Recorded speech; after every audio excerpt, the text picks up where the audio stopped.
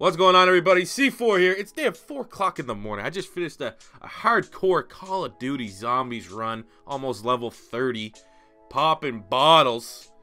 And I figure, what better thing to do right now before I go to bed, because I'm not quite tired, than to record a video where I give you my mid-season award winners. You already did my Pro Bowl vote. You guys seem to be fairly interested in what I thought about that. We already did my mid-season power rankings, and you know, I did seem like most people did agree with them. So why not finish it all off with my mid-season award winners? You know, we're what, a game, really roughly a game or two over mid-season, but we're still in the green. You know, we're still in that good area. So this video still makes plenty of sense, and there's still a chance for, you know, I guess the only reason why mid-season videos do come out is either say, look how smart I was, or wow, that guy looked like an idiot. So let's see what we can do. So what we're going to go through is the MVP, Offensive Player of the Year, Defensive Player of the Year, Offensive Rookie of the Year, Defensive Rookie of the Year, Comeback Player of the Year, and last but not least, the Coach of the Year. We'll start right away with the MVP because I know it's not going to be a surprise to anyone. Our MVP right now is not only the leader in passing touchdowns in the NFL, but he is also the quarterback of the team with the most wins, and that is Mr. Carson Wentz, who through, what week is this? We're getting ready for week 12 here. No, 8, 9, 10. We're getting ready for week 11. Carson Wentz has 2,400 passing yards, 25 touchdowns, and 5 interceptions. Now, right now, the big debate is who's better, Carson Wentz or Tom Brady. Tom Brady has 60 more passing attempts than Carson Wentz, because Carson Wentz has been pulled in a couple games, and pretty much with how Philadelphia's been beating up on everyone, they've just been running the ball, running the clock, killing the game off. Whereas Tom Brady, especially when the Patriots were starting incredibly slow, Tom Brady was just, it was him. It was on his arm. So I don't know, for some people that may make Brady more valuable, but for me, I just think that is a, you know, a comparison of why Brady has 3,100 passing yards to Carson Wentz's 2,400, where Wentz still beats him in touchdowns and interceptions. But Tom Brady certainly is the second best player in the NFL right now. And another thing that, you know, kind of needs to be brought up when you talk about other players than Tom Brady is that the league needs to build new stars. That's why I thought it was a great idea that they did go with Matt Ryan last year, even though Matt Ryan's, you know, he's top 10 quarterback right now. Not so much as MVP form, but the league needs to build more stars. Tom Brady, you had Peyton Manning, and you have Aaron Rodgers. Those are like the big quarterbacks. Drew Brees as well. You know, Brady's getting old. Drew Brees is getting old. Peyton Manning retired. Aaron Rodgers has been hurt. So you need to have these faces, these new superstars. We thought maybe Derek Carr would be that for the Raiders. He seemed to slow down. We thought that was going to be Dak Prescott last year when he went Offensive Rookie of the Year. And now without Ezekiel Elliott, he's looking terrible, looking like Nathan Peterman, for God's sakes.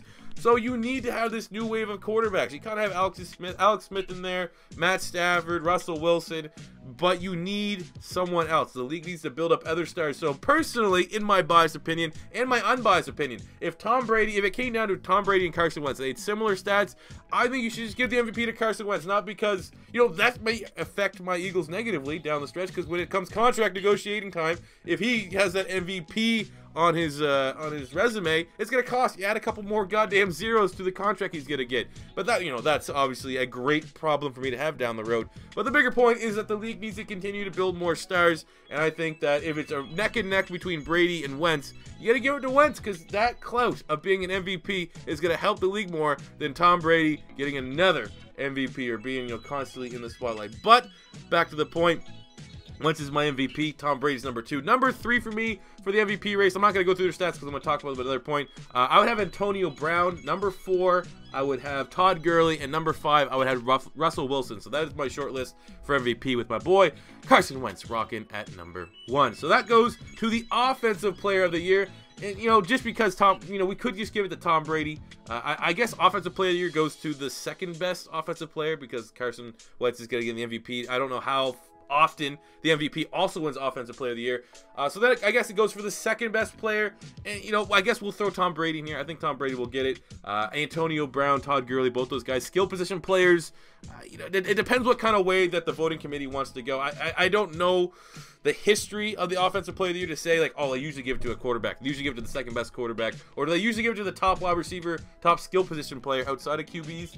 But just for something to officially put down, I will go with Tom Brady for my vote of Offensive Player of the Year. Next up is Defensive Player of the Year. And there's plenty of good options. Luke Kuechly's playing very well. Telvin Smith for the Jags is playing really, really well. C.J. Mosley for the Ravens, 83 tackles, a sack. He has 4 pass deflections, 2 interceptions. One of those was a pick 6. Bobby Wagner is playing very, very well for the Seattle Seahawks.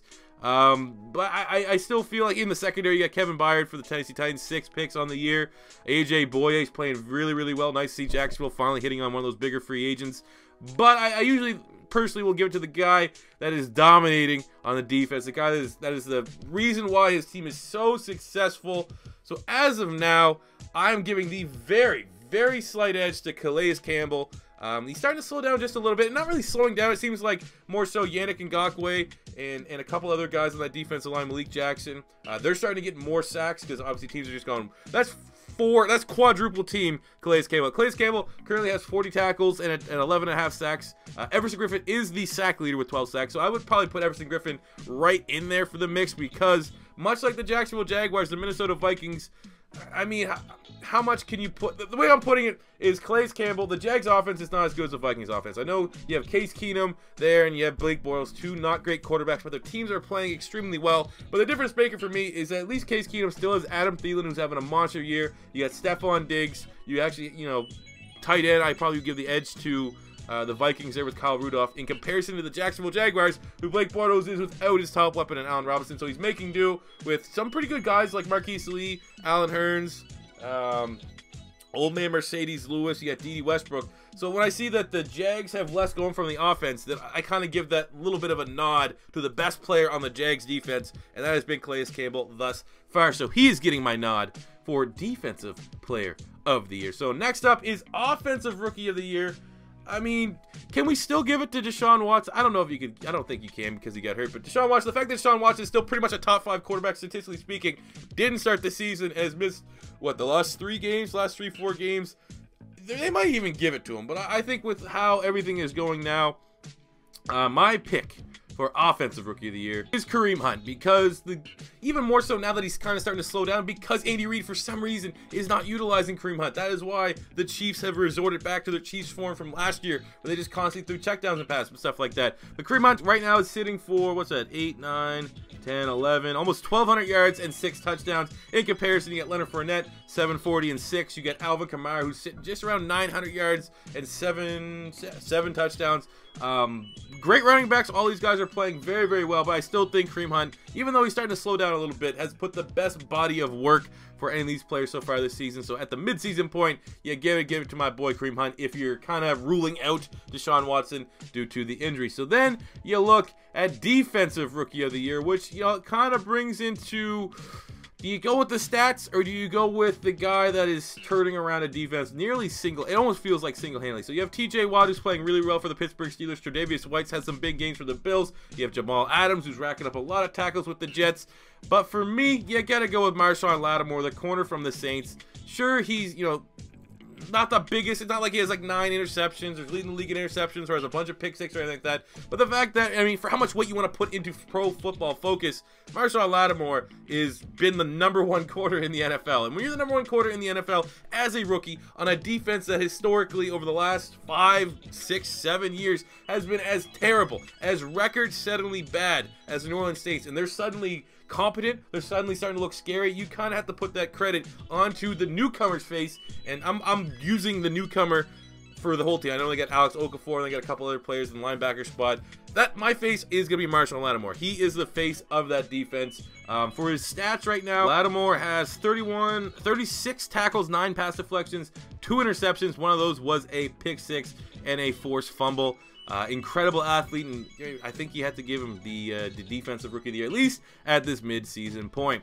So now we're talking about Comeback Player of the Year, and this is probably the most, gray area type kind of award, because I always feel like you kind of have to give it to the guy that's coming back off an injury that's playing really, really well. If that's the case, you got to look at maybe Earl Thomas, the safety for the Seattle Seahawks, Keenan Allen, who's exploded the last 2 weeks for the LA Chargers. You got Todd Gurley, who's a little bit banged up, but I don't really think it's more of a bounce back than anything. Justin Houston coming back off an injury. Same goes with Gronk. But, then you have the other players that just aren't sucking anymore. You have Nelson Aguilar with the Philadelphia Eagles, Jared Goff with the LA Rams.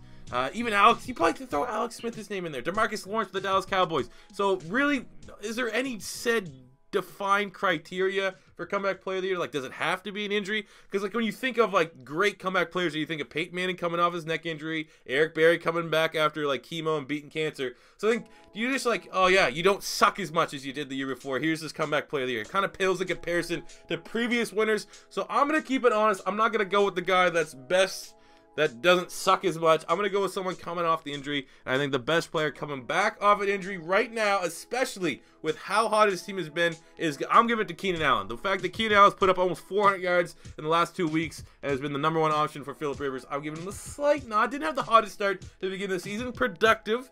But I do think that the Chargers are going to make a really, really big push to perhaps win the AFC West, especially with the Kansas City Chiefs slipping up a little bit. And I'm giving my comeback player of the year as of midseason to Mr. Keenan Allen. So that leaves the last award, which is Coach of the Year. I know people might be thinking I'm going to go with Doug Peterson, and I still feel like Coach of the Year has to go not only from a turnaround standpoint, I think that is a decent part, but who is doing the most with the perceived least. And with the Philadelphia Eagles, you know, we had our franchise quarterback that was promising last year. Wentz, even though it was, you know, 16 touchdowns, I think it was 16 touchdowns to 14 picks, we still saw a lot of good with Wentz. And now, in the offseason, our defense was already good. We added Alshon Jeffrey, we got in JHI. So Doug Peterson is working with a lot. He is doing a really, really good job, and he definitely deserves to be in consideration for Coach of the Year. And I think that if somehow, some way, Doug Peterson can finish with like a 14-2, 15-1 record, you kind of have to give the Coach of the Year to Doug Peterson in the same mold that Jason Garrett got it last year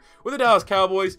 But I mean, short list, you also got Sean McDermott, what he's doing with the Buffalo Bills. They seemingly look like they were in a rebuild, but they have been competitive all year. You go with the Jets and Todd Bowles, just because the Jets look like they had the worst roster, maybe in NFL history, before the season started, and they're still able to win some games and be a headache and a nuisance to any team that has to play them, especially in the AFC East.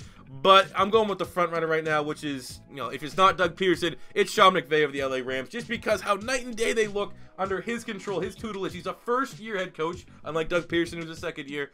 From what the hell Jeff Fisher, that 7-9 bullcrap that Jeff Fisher was talking about last season, Sean McVay has made Jared Goff seemingly look like a terrific quarterback. He's rejuvenated Todd Gurley. He was smart enough to go out and bring Andrew Whitworth kind of on like a short-year mercenary deal, but that offensive line looks a lot better. You got Robert Woods, who is kind of a skeptical signing. Wasn't so hot in Buffalo. They paid him big money, and he's playing very, very well.